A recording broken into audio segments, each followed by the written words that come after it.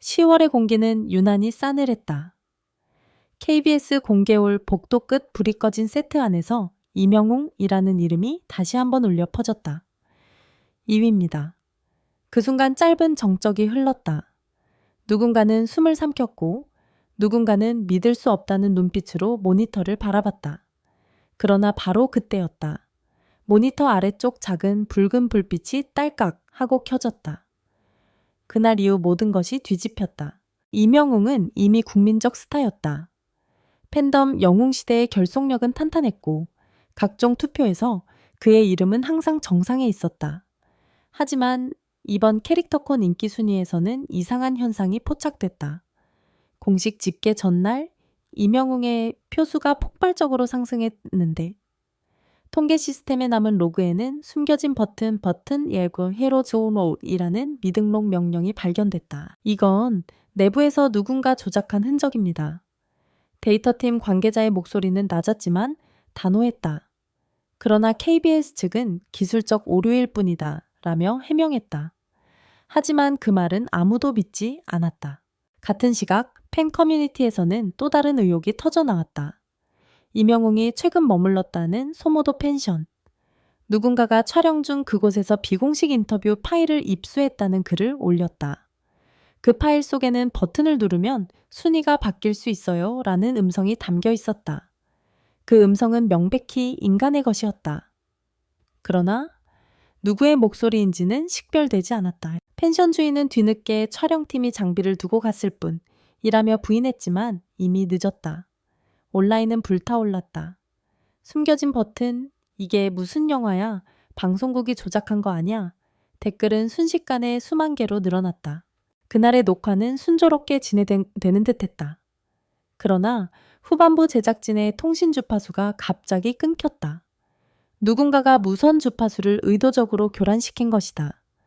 조명 감독은 그때를 이렇게 회상했다. 불빛이 잠깐 흔들렸어요. 그 순간 카메라 한 대가 자동으로 줌인됐죠. 그런데 그 화면엔 무대가 아닌 콘솔 박스가 비쳐 있었어요. 그 화면 속에서 한 손이 버튼 히로즈 예고만을 눌렀다는 증언이 이어졌다. 하지만 KBS 내부 조사 결과 해당 장면은 편집본에서 완전히 삭제되어 있었다. 며칠 뒤 영웅시대 팬 한 명이 SNS에 폭로글을 올렸다. 저는 그날 현장에 있었습니다. 그 버튼은 장식이 아니었어요. 실제로 빛났습니다. 그녀는 단순한 팬이 아니었다. 소프트웨어 엔지니어 출신으로 시스템 오류를 탐지하는 일을 하던 사람이었다. 그녀는 녹화 당시 네트워크 로그를 캡처했고 그 안에는 권한 상승 액세스 오버라이드 명령이 남아 있었다. 누군가가 프로그램 안에서 버튼을 눌렀어요.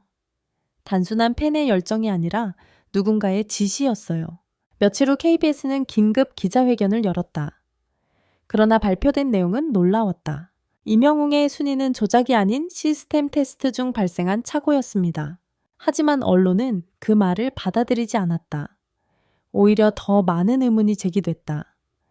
테스트 중이라면 왜 실제 투표에 반영됐나? 왜 삭제된 콘솔 영상이 존재하나? 심지어 일부 스태프는 데이터 삭제 명령이 상부에서 내려왔다고 익명 증언했다. 그날 밤 방송국의 내부 메신저엔 이런 문장이 남겨져 있었다. 버튼은 눌려졌다. 하지만 누가 눌렀는지는 묻지 말라. 베오튼을 봤다고 증언했던 팬 닉네임 윤하. 그녀의 계정은 폭로 다음날 새벽 3시 완전히 삭제되었다. IP 추적 결과 마지막 접속지는 소모도 펜션 근처였다. 경찰이 현장을 수색했지만 그녀의 흔적은 어디에도 없었다. 대신 발견된 것은 USB 하나. 그 안에는 단 한 개의 폴더 히로 백업. 폴더를 연 순간 수십 개의 오디오 파일이 재생되기 시작했다. 테스트라면서요. 방송용이 아니었어요. 실제 데이터였어요. 그 버튼을 누르라고 한 사람. 이름은 말 못합니다. 목소리는 떨렸고 배경에는 분명히 방송 장비의 삐 소리가 들렸다. 전문가들은 실제 콘솔에서 녹음된 원본일 가능성이 높다고 분석했다. 며칠 후 KBS 내부에서 익명의 제보 메일이 도착했다. 제목은 단 한 줄 프로젝트 블루를 멈춰라.